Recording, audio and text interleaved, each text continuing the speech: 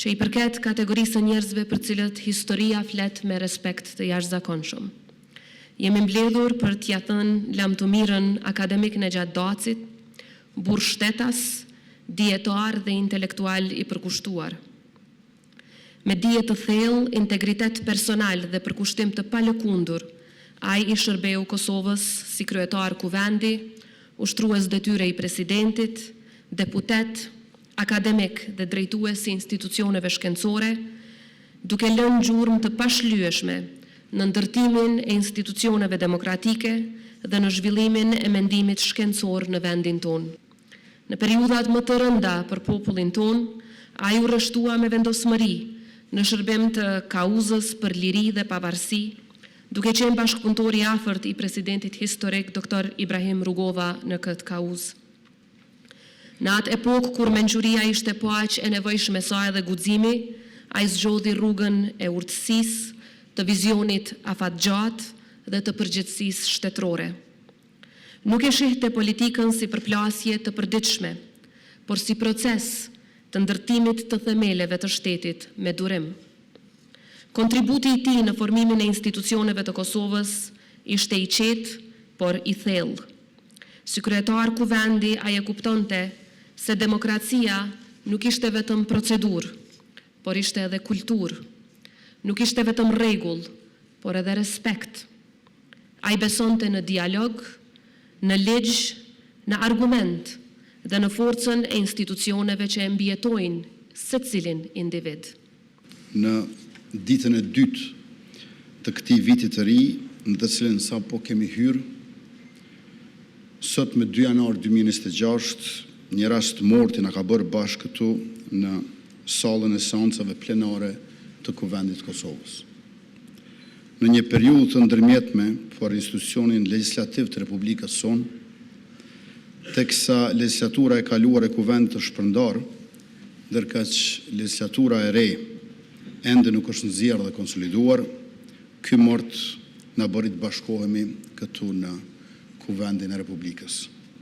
Vdekja e profesor Dacit na ka mbledhur në këtë sallë plenare dhe në këtë ndërtesë, sepse karriera e tij politike është e lidhur ngushtë me këtë vend dhe me këtë institucion. Në dekadën e parë të periudhës së çlirimit të Kosovës, Nejat Daci kishte qenë deputet i zgjedhur i këtij kuvendi ligjvënës, si dhe kryetari i tij, pra kryetari i Kuvendit të Kosovës, 2 herë, mes viteve 2000 e 2004 dhe 2004-2006. Në Kosovën që sapo ishte çliruar me 1999, kur po viheshin themelet e një rendi të ri politike vleror drejt demokracisë e mbetësisë, e ku më së pari po ndryshonin rregullat e të folurit në publik, Nejat Daci e pati për detyrë ta drejtonte diskutimin në Kuvendin e Kosovës nga pozita e kryetarit. Me maturinë dhe qetësinë e tij karakteristike, ai dha shembull se si duhej kuvenduar në këtë kuvend dhe si duhej zhvilluar betejat politike nga foltorja dhe ulset e këtij kuvendi. Sot jemi mbledhur për të nderuar jetën dhe veprën e akademikut dhe ish kryetarit Kuvendit Nejat Daci, një personalitet i rrallë që i bashkoi dijen me shtetin, mendimin akademik me përgjegjësinë publike dhe urtësinë personale me interesin e përgjithshëm të Republikës sonë. Nejat Daci e ndërtoi jetën e tij mbi themelet e palëkundura, punë të pandalshme, dije të thellë dhe përkushtim të jashtëzakonshëm për interesat e popullit që ai takonte. Për akademikun Daci, dija ishte përgjegjësi e shenjtë publike dhe shtylla e vetme mbi të cilën duhej të planifikojë zhvillimi i shtetit dhe i shoqërisë sonë. Si koodër dhe intelektual i hershëm, gjatë periudhës së represionit, ai kontriboi në ndërtimin dhe zhvillimin e strukturave paralele, veçanërisht në fushën e arsimit.